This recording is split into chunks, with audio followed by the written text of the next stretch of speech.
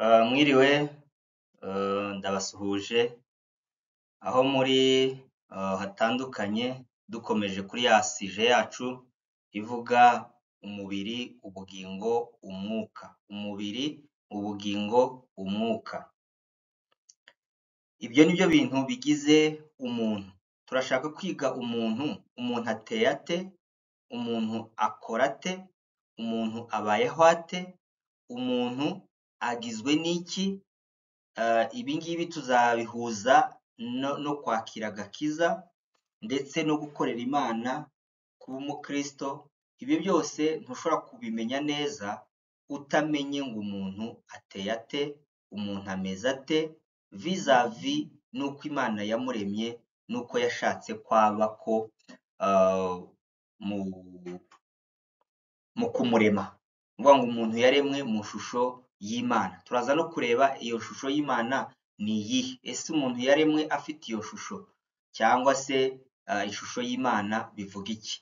Ko Imana yaravuze ngo tureme umuntu mu shusho yacu, ase natwe, uko niko yaremye umugabo n'umugore. Ibyo turabisoma mu Itangiriro.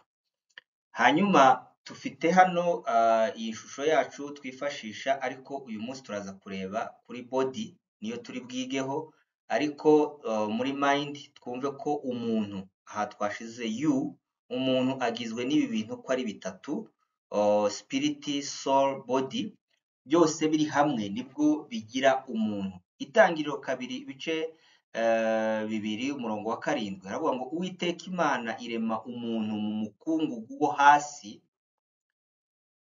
Ibyo ni byo twita body.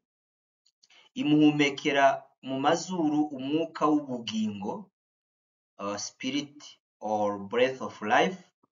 Umuntu ahinduka ubugingo buzima cyangwa se soul or living soul. Iyo tuvuga kuri izi ngingo, abenshi bakunze kwitiranya bakavuga yuko soul cyangwa se ubugingo, kubera ko mu Kinyarwanda byose byitwa ubugingo, bakabyitiranya n'ubugingo buhoraho. Oya, sicyo turimo kuvuga ahangaha. Turi kuvuga umuntu. Umuntu agizwe n'iki? Agizwe n'ibyo bintu ko ari bitatu, umubiri, ubugingo, umwuka.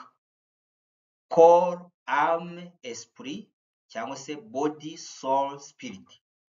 Umuntu niko yaremwe. Turabibona ko Imana yafashe igitaka, umukungugu, irabumba, iforma body cyangwa se umubiri, iyi housing y'inyuma. Imaze kubiforma, ihumekera mu mazuru umwuka w'ubugingo. Uwo mwuka w'ubugingo urumva ko ni part, ni umwuka uvuye ku Mana, ni kimwe mu bivuye ku Mana. Twakwita ni spirit, breath of life, mbese umwuka w'ubugingo awuhumekera mu mazuru ya shusho yabumbye ivanye mu itaka. Hanyuma ngo umuntu ahinduka. Urumva nyuma yo gukora ibyo bintu byombi, body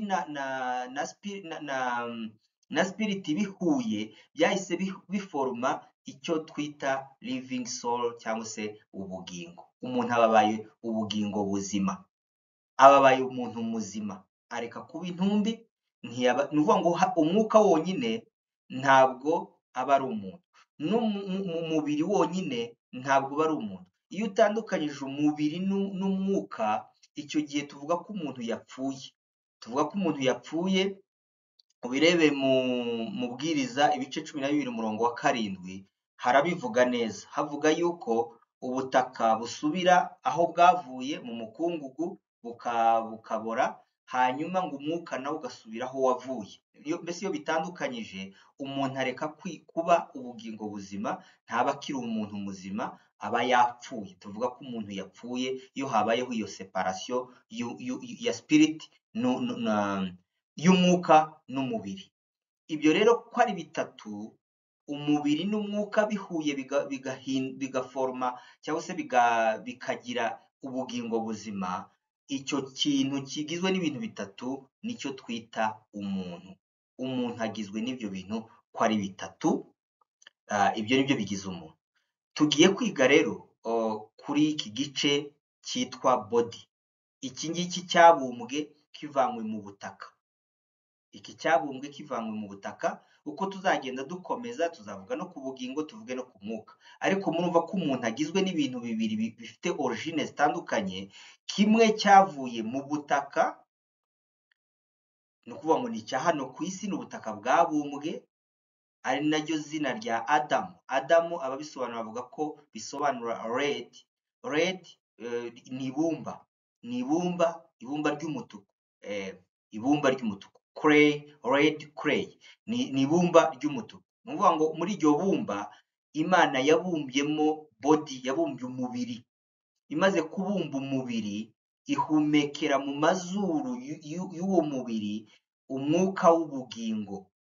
Wa muntu ahinduka ubugingo buzima, aba umuntu uvuga, aba umuntu ugenda, aba umuntu ufite ibimukwiye byose by'umuntu. Umuntu kuba ari umuntu nuko aba afite ibi bice byose ko ari bitatu byose bizima. Hanyuma turaza no kureba uburyo umuntu yapfuye n'uburyo yarokotse, uburyo umuntu abayeho byose, ariko tugiye kwibanda kuri iki gice cya body. Tuzakurikizaho n'ubugingo n'umwuka. Hanyuma twari tuvuze ngo umuntu agizwe n'igice kimwe cyavuye mu ijuru, aricyo uyu mwuka Imana yafashe ku mwuka wayo imuhumekera mu mazuru, ahinduka ubugingo buzima. Icyo ni igice cyakomotse ku Mana, kiri eternel, ni ukuvuga ngo ni igice gihoraho. Hanyuma hakabaho n'igice cyavuye mu isi. Urumva umuntu ni kombinezo y'ibyavuye mu isi, afite origine mu isi, akagira na origine ku byo mu ijuru. Ni ukuvuga ngo ibyo ku Mana, bivuye ku Mana, byose hamwe byahura bikagira umuntu. Umuntu afite iyo nkomoko yombi. Noneho living soul cyangwa se soul ni nk'ikiraro, ni ikintu gihuza ibyo bintu byombi kugira ngo bibe bikorana cyangwa se bibashe gukorana. Ibivuye mu mwuka bibashe kugera mu mubiri, ibivuye mu mubiri bigere no mu mwuka. Hanyuma iyo intersection, uko guhura kw'ibyo bintu ko ari bitatu, ntuze aho bihuriye, icyo kintu biforma nicyo twita living soul. Soul rero ni ubugingo buri hagati y'umwuka n'umubiri, ari byo bihuza bikaba umuntu umwe. Umuntu akaba aruzuye. Umuntu ni entite eshatu, ni ubutatu, nk'uko bavuga ngo ubutatu butagatifu.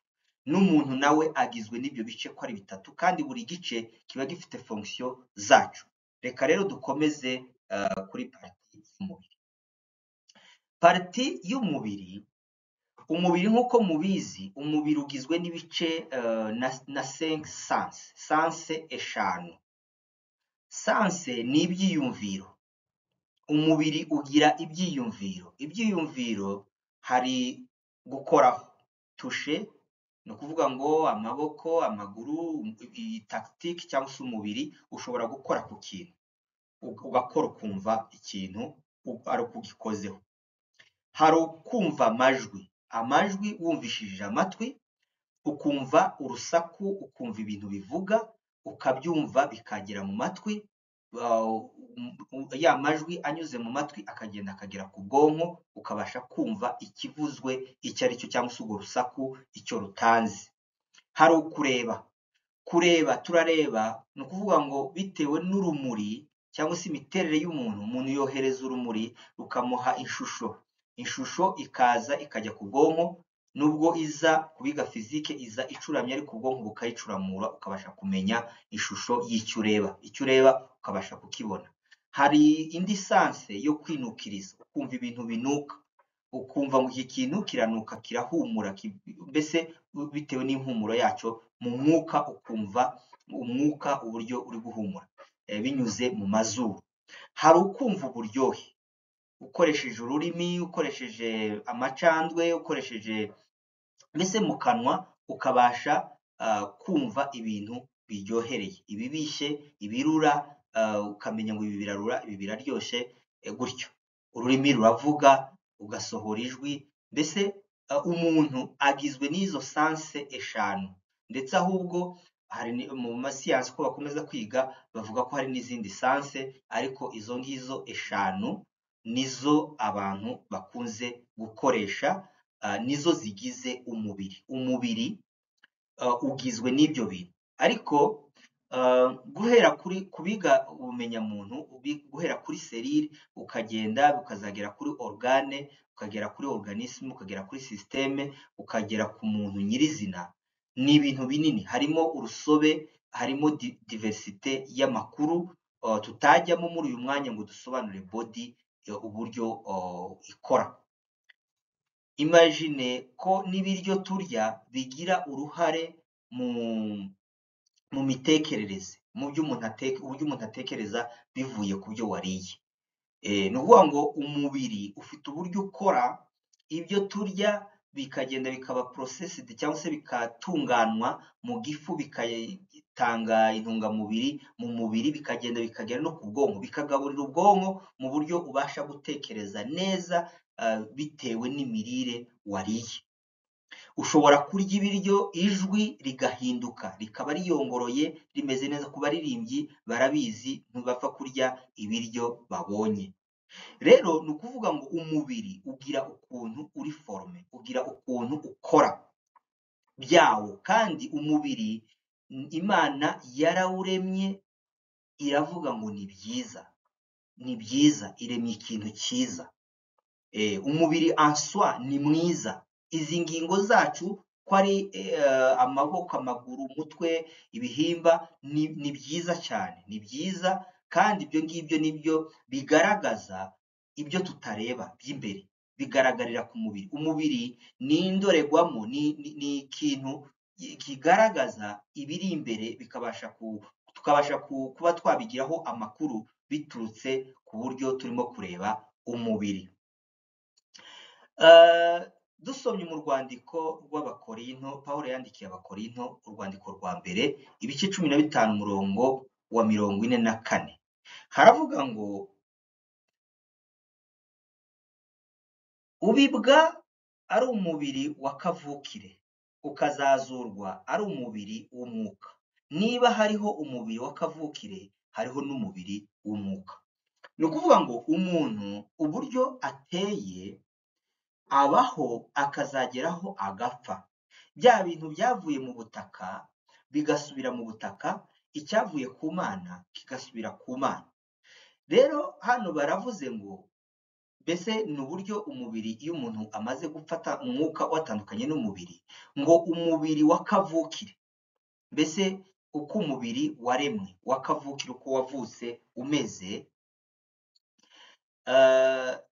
niko usubira mu butaka, niko upfa umeze, ubibwa. Ahangaha bashaka kuvuga upfa ari umubiri wa kavukire nyine.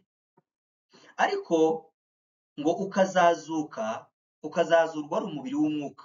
Ni ukuvuga ngo uyu mubiri barawuhamba, ariko nujya kuzuka uzazuka ari umubiri w'umwuka, ari undi mubiri atari uyu nguyu. Hazaba guhindurwa k'uyu mubiri upfa, k'uyu mubiri ubora, noneho uyu mubiri ukazazurwa ari umubiri w'umwuka.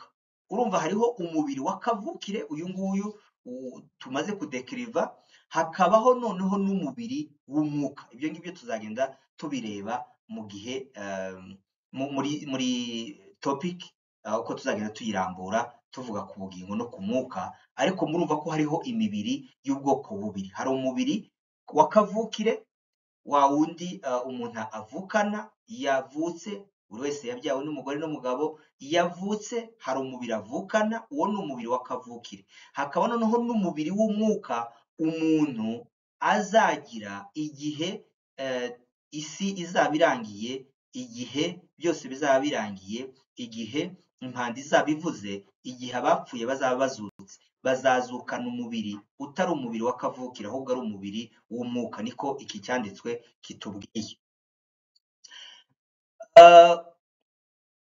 Twigeze kuhavuga umubwiriza 12 umurongo wa 6 ndetse n'uwa 7, haravuga ngo ubwo ubuzima buzamera nk'akagozi k'ifeza gacitse, cyangwa nk'urwabya rw'izahabu rumenetse, buzamera nk'ikibindi kimenetse ku iriba, cyangwa nk'igurudumu ishaje iguye mu iriba.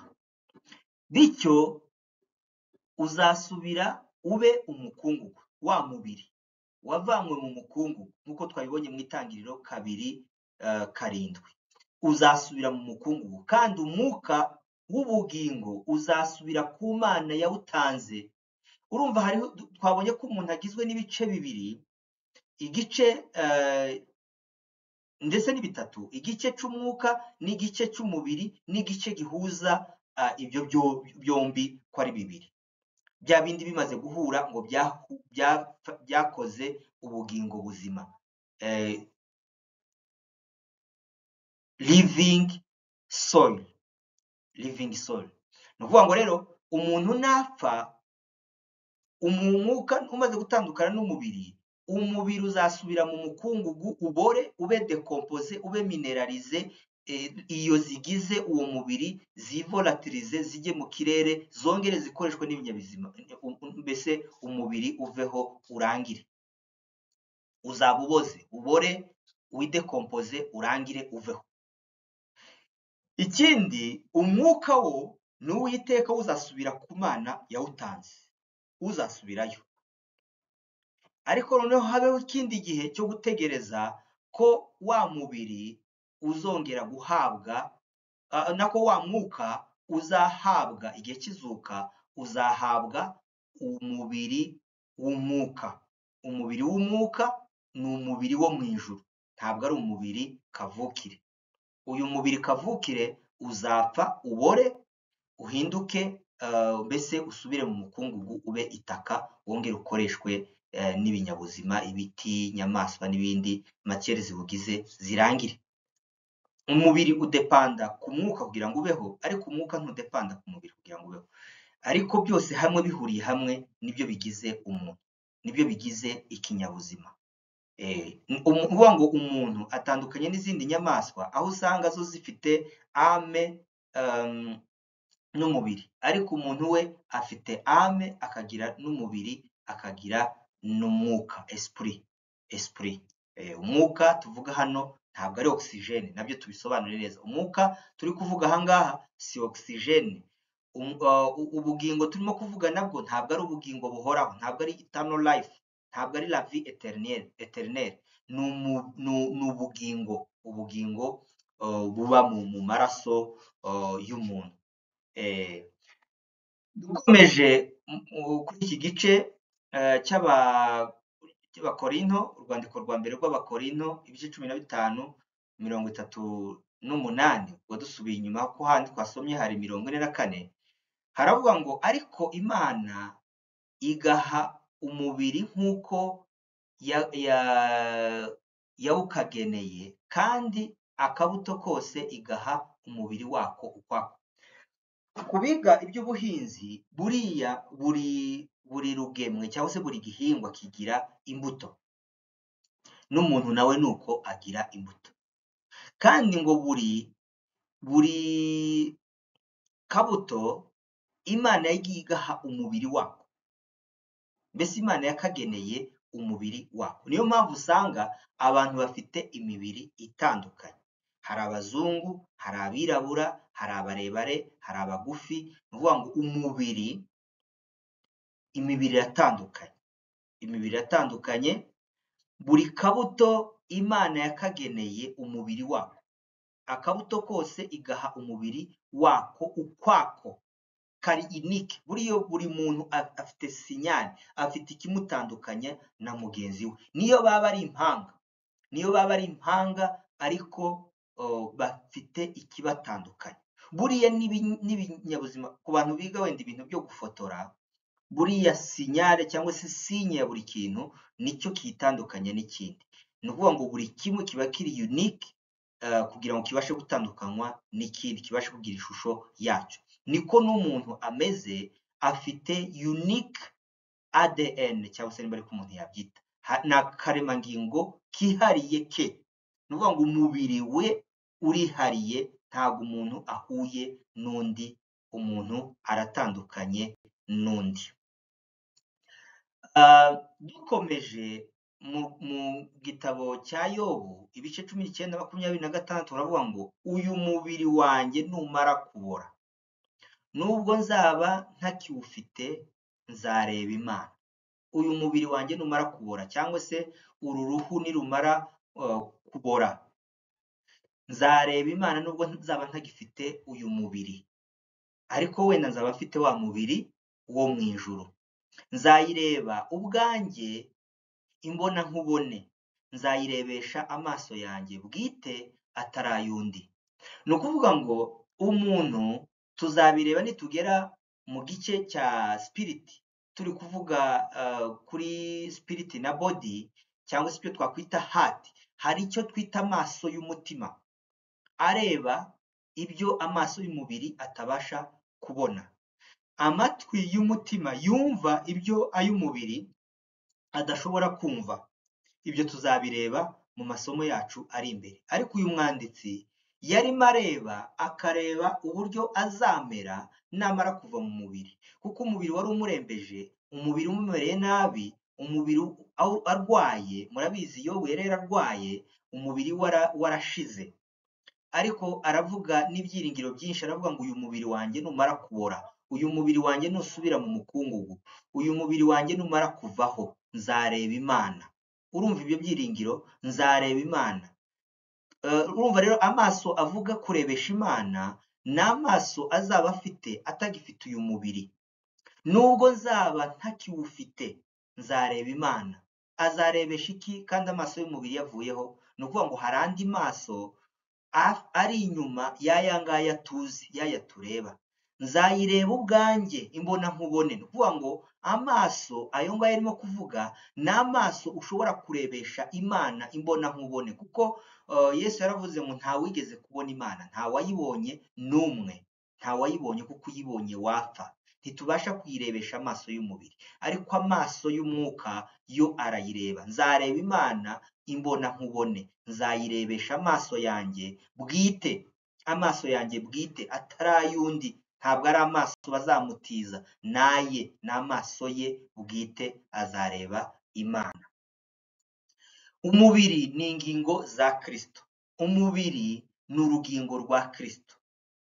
Ingingo za Kristo. Urabona umubiri ugizwe n'ingingo zitandukanye: amaboko, amaguru, igihimba, amatwi, umutwe, amaso, amazuru, akanwa. Ibi byose ni ingingo zigize umubiri. Ariko ngo izo ngingo zose abantu nabo bakongera bagaforoma umubiri wa Kristo.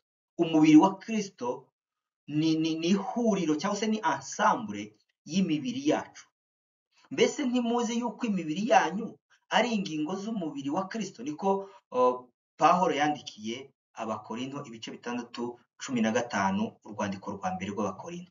Urwandiko rwa mbere rw'Abakorinto, ibice 6:15, haravuga ngo mbese ntimuzi yuko imibiri yanyu ari ingingo z'umubiri wa Kristo?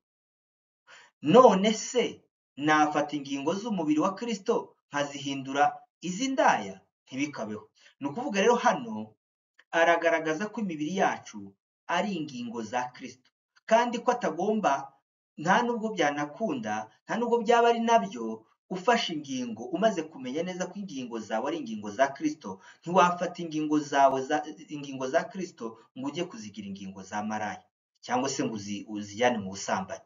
Nguko uko tugomba kwirinda kugira ngo tudafata ingingo zacu tukaba twazijyana mu byaha. Ariko icy'ingenzi hano ushaka kumvikanisha ni uko imibiri yacu ari ingingo za Kristo, nizo ziforoma umubiri wa Kristo, nizo zigize umubiri wa Kristo. Ni ukuvuga ngo nawe uri umwe mu ngingo zigize umubiri wa Kristo. Umubiri wa Kristo turaza kureba ese umubiri wa Kristo kuki ingingo zacu ziforoma umubiri wa Kristo. Umubiri wa Kristo ni iki? Umubiri wa Kristo ni iki? Umubiri ni urusengero rw'umwuka wera. Umubiri uyu turimo kuvuga body ni urusengero rw'umwuka wera, ni ingoro, ni inyubako aho umwuka w'Imana atuye, aho aba. Mu rwandiko rwa mbere Pawulo yandikiye Abakorinto, ibice 6 ku murongo wa 19, akomeza avuga ngo mbese ntimuzi yuko imibiri yanyu ari insengero z'umwuka wera uri muri mwe, uwo mufite wavuye ku Mana, kandi ntimuri abanyu ngo mwigenge. Ntimuri abanyu ngo mwigenge. ntimuri abanyu ngo mwigenge. Mu gwa kabiri rw'Abakorinto n'ubundi ibice 6 umurongo wa 16 havuga ngo mbese urusengero rw'Imana rwahuza rute n'ibishushanyo bisengwa? Ko turi urusengero rw'Imana ihoraho. Mbese urusengero rw'Imana rwahuzwa rute n'ibishushanyo bisengwa ko turi urusengero rw'Imana ihoraho? Nk'uko Imana yabivuze iti, nzatura muri bo, ngendere muri bo, nzaba Imana yabo, nabo bazaba ubwoko bwanjye. Ugakomeza. Ni ukuvuga ngo muri uru rwandiko mu by'ukuri Pawulo aragaragaza yuko umubiri wacu ari bwo buturo bw'Imana. Umubiri wacu niho Imana ituye, nk'uko yari yarabisezeranyije ikavuga ngo nzatura muri bo, nzatura muri bo, mbe muri bo, ngendere muri bo, nzaba Imana yabo, nabo babe ubwoko bwanjye, uko yasezeranyaga Isiraheli. Rero imibiri yacu niyo iforuma umubiri wa Kristo. Imibiri yacu ni insengero z'umwuka wera, ni housing, ni ingando, naho umwuka wera aba, naho umwuka wera atuye, naho umwuka wera aryamye cyangwa se abonera uburuhuko. Ni ukuvuga ngo umwuka w'Imana, umwuka wera aba mu ngingo zacu, aba muri wa mubiri wacu, mbese muri rwa rusengero. Ni urusengero. Urusengero rero nta kibazo rufite. Urusengero nta kibazo ruba rufite. Ni ukuvuga rero urusengero ni urusengero nyine. Imana ntabwo iba mu mazu yubatswe n'amaboko y'abantu, ahubwo Imana iba mu rusengero yo yibumbiye ubwayo, yo yikoreye ubwayo, yo yiyubakiye ubwayo. Imana niyo yubatse urusengero, niyo yubatse imibiri yacu. Umubiri ni urusengero rw'umwuka wera. Yohana 2:19 Yesu arabasubiza ati, nimusenye uru rusengero, nanjye nzarwubaka mu minsi 3. Baramuseka cyane baramubwira ati se ko uru rusengero rwubatswe utarabaho imyaka myinshi, udahari, wowe warwubaka? Rwanubatswe n'igihe kirekire, rwubatswe igihe kinini. Ku murongo wa 21 muri ubu rwandiko rwa Yohana ibice 2 haravuga ngo ariko urusengero yavugaga ni umwuka we, apurito ni umubiri we. Urusengero yavugaga ni umubiri we. Nuko azuwe abigishwa be bibuka ko yabivuze, bemera ibyanditswe na rya jambo Yesu yari yababwiye, yari yavuze. Ni ukuvuga ngo Yesu yarababwiye ngo nimusenye uru rusengero, mu rusenye nanjye nzarwubaka mu minsi 3. Ni ukuvuga ngo yaravuze umubiri we ko umubiri we uzapfa, wamara gupfa urumva urasenyutse. Wa mubiri wamaze gusenyuka arongera arawurestora, arongera arawubaka, arazuka nyuma y'iminsi 3. Mu minsi 3 arongera kandi abona umubiri muzima araza arabiyereka, bamukoraho babona ni wa wundi, babona yambaye wa mubiri wa wundi umwe yapfanye. Bakora no ku nkovu ze ati nguyu, ndetse kugira ngo abereke ko atari n'umuzimu, aba bamuha ibiryo, ararya, asangira nabo. Yesu azuka ari muzima, afite umubiri muzima nk'uko bamuhambye ameze, afite wa mubiri. Rwa rusengero bari basenye arwubaka mu minsi 3. Urusengero rero ni umubiri. Niko yababwiye ati nimusenye urusengero, nzarwubaka mu minsi 3. Bararusenya, ariko kumwica, bamaze kumwica arapfa, arazuka mu minsi 3. Yari yamaze kuzuka afite umubiri muzima, kandi umubiri udapfa, umubiri utafite ikiwutangira, umubiri w'abaguri mu nzu, akinjira atanyuze ku muryango, akinjira ahabonetse hose. Yari afite umubiri w'umwuka, umubiri w'umwuka, ariko umubiri ufatika ugaragara, bagakoraho n'inkovu barazibona. Umubiri urya, yariye ibiryo, barasangira. Mbese amaze kuzuka babona kwemera ibyo yababwiraga, ko urusengero yarusenya mu minsi 3, akaba yarwubatse. Yarusenya cyangwa se barusenya, we akaba yarwubatse mu minsi 3. Bwari ubuhanuzi, ariko byarabaye. Rero icyo nashaka kwerekana hano, umubiri ni urusengero rw'umwuka wera. Umubiri ufite ishusho y'urusengero, ni ubuturo bw'Imana, ni ubuturo bw'Umwuka wera. Umubiri ni igitambo cyera gishimwa n'Imana. Abaroma 12 umurongo wa mbere haravuga ngo bavandimwe, kubera ko Imana yabahaye imbabazi, ndabihanangiriza ngo mwitange maze mube ibitambo bizima byeguriwe Imana biyishimisha. Kadusome neza. Bavandimwe, kubera ko Imana yabahaye imbabazi, ndabihanangiriza ngo mwitange maze mube ibitambo bizima byeguriwe Imana biyishimisha. Uko niko kuyikorera kubakwiriye. Gukorera Imana gukwiriye ni ugutanga imibiri yacu.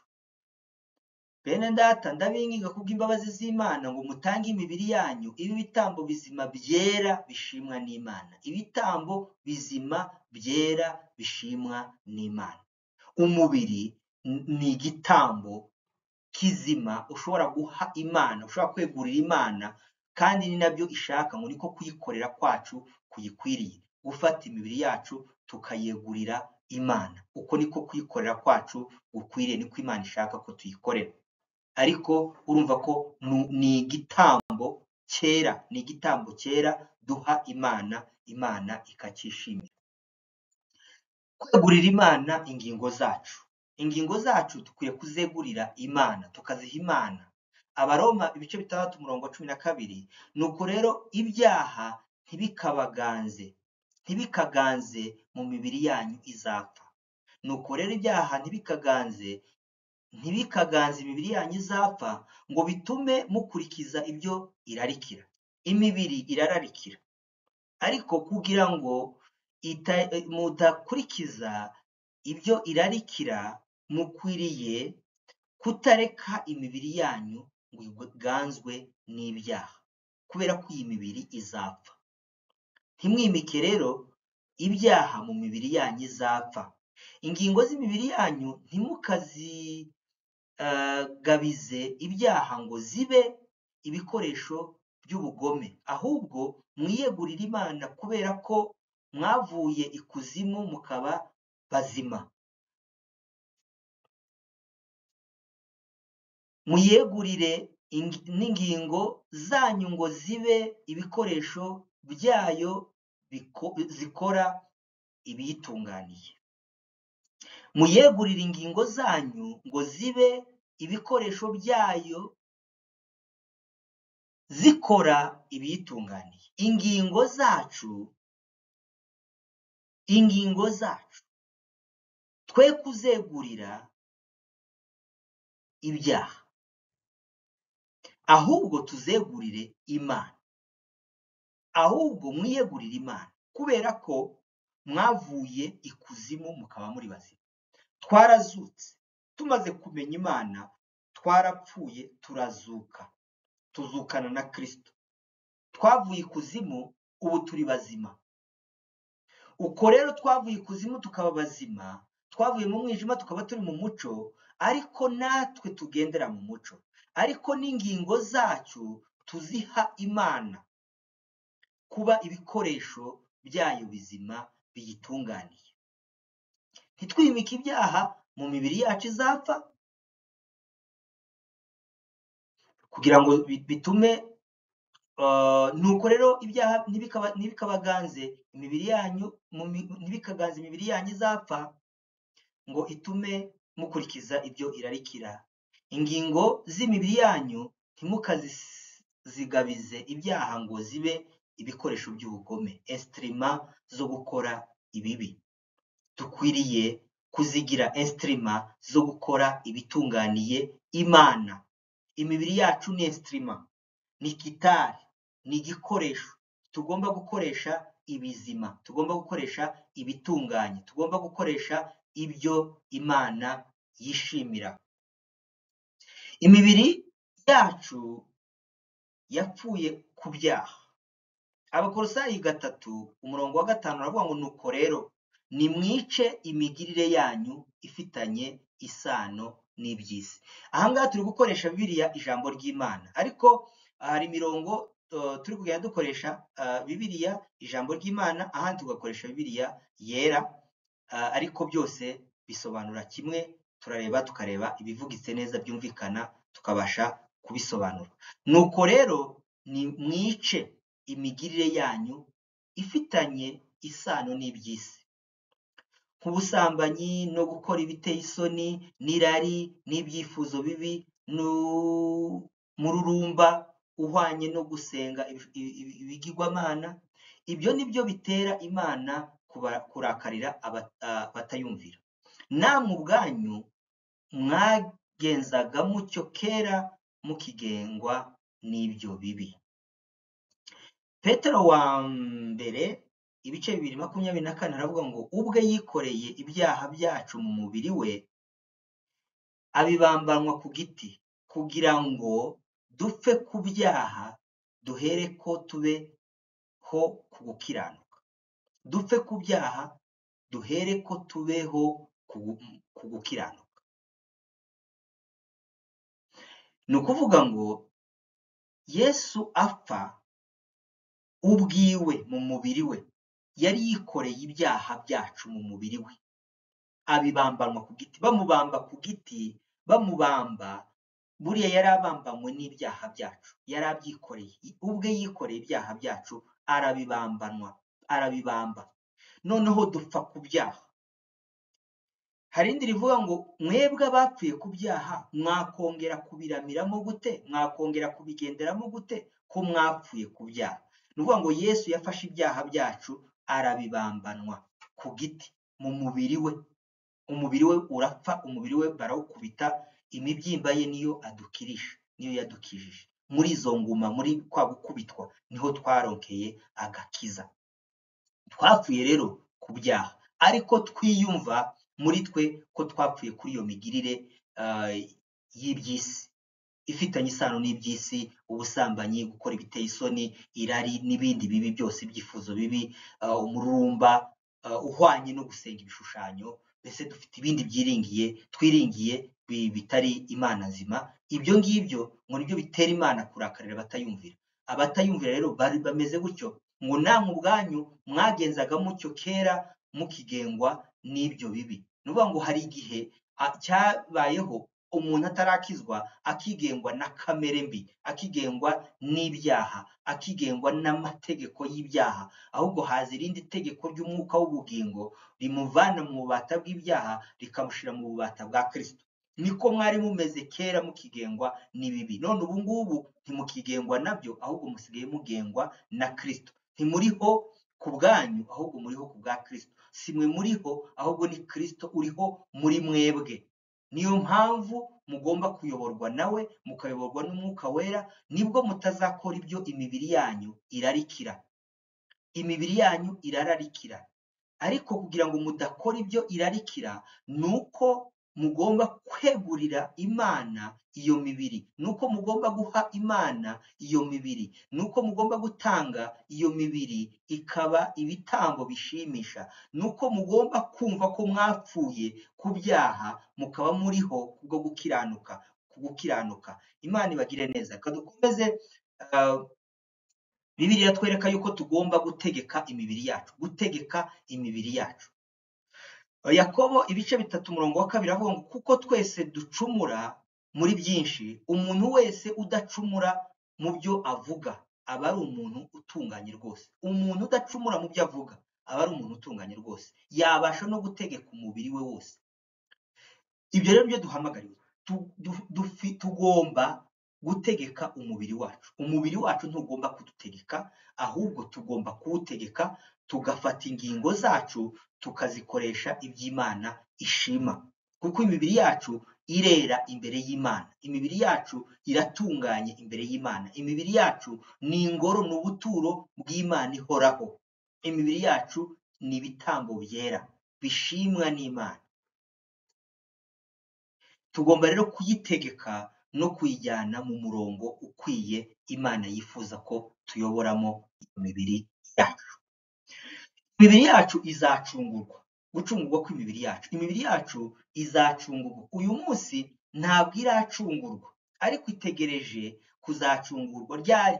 Cya gihe tuzabona indi mibiri misha, indi mibiri y'umwuka. Nk'uko twabonye ngo umubiri wa kavukire uzapfa, noneho haze undi mubiri w'umwuka. Abaroma 8:22 haravuga ngo tuzi ko n'ubu ibyaremwe byose binihira bikanababazwa nk'umugore uri ku nda.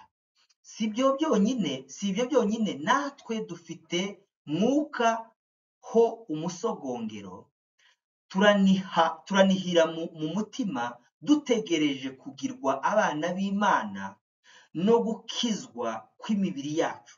Ni ukuvuga ngo nubwo twizeye tugahinduka abana b'Imana, dutegereje ko igihe kizagera imibiri yacu igahindurwa, imibiri yacu igacungurwa, imibiri yacu igakizwa, ikambikwa kutabora, igaba transforme, ikongera ikaba, mbese igahabwa indi mibiri mishasha. Iyi ngiyi nimara kubona, twarakijijwe, ariko hariho ibyo tukiringiye.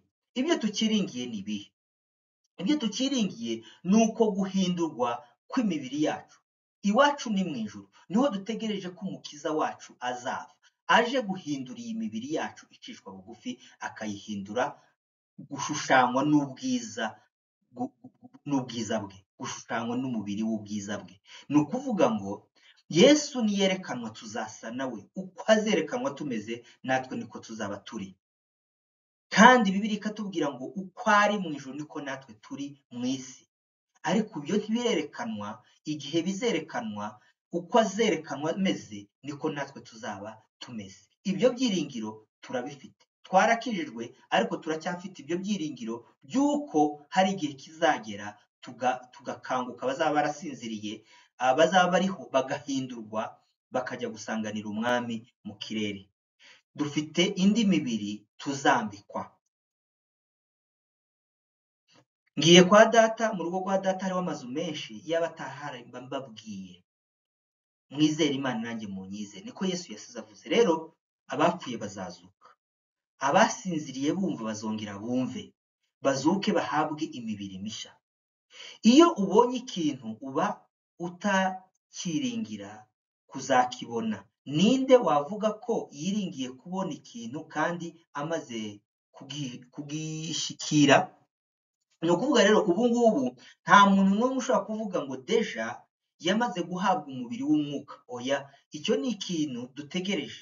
Umubiri w'umwuka ntiturawuhabwa, turawutegereje nk'ibyiringiro bizabaho. Ibindi byarabaye, twaracunguwe, Kristo yaraje, yabambye ibyaha byacu, twarapfanye nawe, tuzukana nawe, turi mu isi, turacyari muri presence y'icyaha, ariko hari igihe kizaza habeho gukurwa mu isi, tuvanwe mu isi dufite indi mibiri atari imibiri iyi ngiyi ibora. Ubwo ngo uruhu rwanjye ruzaba rumaze kubora, nzareba Imana nambaye undi mubiri utabora. Imana ibagire neza. Guhindurwa kw'imibiri yacu, uvuga ngo imibiri yacu izahindurwa. Mu Bafilipi, ndiko Pawulo yandikiye Abafilipi 3:20 avuga ngo naho twebweho iwacu ni mu ijuru, niho dutegereje umukiza ko azava, ari we mwami Yesu Kristo. Kuri 21 akavuga ngo uzahindura uyu mubiri wo gucishwa bugufi kwacu, akawushushanya n'umubiri w'ubwiza bwe, kuko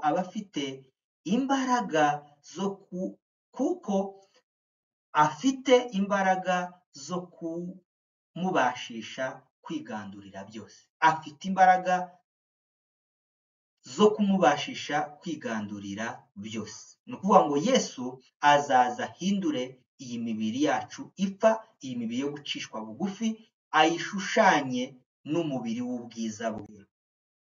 Murakoze, Imana ibagire neza, Imana ibasange, mumenye ko umuntu agizwe n'ibi bice ko ari bitatu, kandi ko imibiri yacu dukwiriye kuyitegeka, tudakwiriye gufata ingingo zacu ngo tuzigire ingingo za maraya. Tugomba gutegeka imibiri yacu tukayijyana mu murongo Imana yifuza, kandi ntitukiri aba kamere ngo tuyoborwe n'ibyo kamere ituyoboramo, ahubwo turi ab'umwuka kuko tugomba gukora bigendanye n'uko twagizwe mu buryo bw'umwuka. Tuzabireba mu buryo bw'umwuka twagizwe dute, muri soul tumeze gute. Hanyuma muri body, mwumvise ko body ni urusengero, body ni ingingo za Kristo, ni umubiri wa Kristo. Body ni ukuvuga ngo umubiri ni igitambo kizima cyera gishimwa n'Imana. Umubiri uzacungurwa, umubiri uzambikwa undi mubiri, uzahindurwa ube ushushanywe n'ubwiza bw'umubiri wa Kristo. Ni ukuvuga ngo umubiri wacu ni ingoro, ni urusengero rw'Imana. Imana yabumbye itaka ikora umubiri, muri uwo mubiri niho ituye, niho iba, nibwo buturo bwayo, uyu mubiri wacu. Rero hari abantu bagaragaza ko umubiri wabo batawishimiye, bakawuhindura, bakawutransforma, bakawukora ibyo ntazi. Ariko umenye ngo umubiri wawe uko waba umeze kose, uko Imana yawuremye ni mwiza, kandi yawuremye ari umubiri utunganye, yawuremye ari umubiri mwiza, yawuremye ari umubiri ukwiriye guholdinga cyangwa se kuba ubuturo bw'umwuka wera. Ni ukuvuga ngo uri umuntu kubera ko ufite umubiri, na Kristo yambaye umubiri, yaje mu isi kugira ngo abambe ibyaha byacu, abibambe mu mubiri we, abikubitirwe muri iyo mibyimba ye. Iyo niho natwe tubonera gukira even n'indwara, kubera muri ya mibyimba yakubiswe mu mubiri we. Imana ibagire neza ko tumenye body igizwe n'izi 5 sense, ariko tuzagenda tureba link bifitanye n'ibi bice bindi. Ni gute umubiri ukorana n'umwuka, ni gute umubiri ukorana na soul, bikorana bite. Ibyo byose ko ari byo bigize umuntu umwe. Icyo umubiri wakoze ni umubiri wose uba wagikoze, ni umuntu uba wagikoze. Icyo umwuka yakoze ni umuntu uba wagikoze. Icyo soul yakoze ni umuntu uba wagikoze. Umuntu areberwa muri ibi bintu ko ari bitatu, ariko mubonye ko buri kimwe tuzagenda tubireba. Bibiliya hari ukuntu igenda ikivuga mu mwanya wacu. Umubiri body, core, hari uburyo Imana cyangwa se ijambo ry'Imana ryagaragaje uyu mubiri, ryagaragaje uyu muntu, ryagaragaje uyu nguyu body uko akorana n'ibindi bice, cyangwa se uko umubiri wacu tugomba kuwugenza, n'uburyo tugomba kuwukonsidera, n'uburyo tugomba n'agaciro tugomba kuwuha. Imana ibagire neza kandi bafashe. Turi kumwe.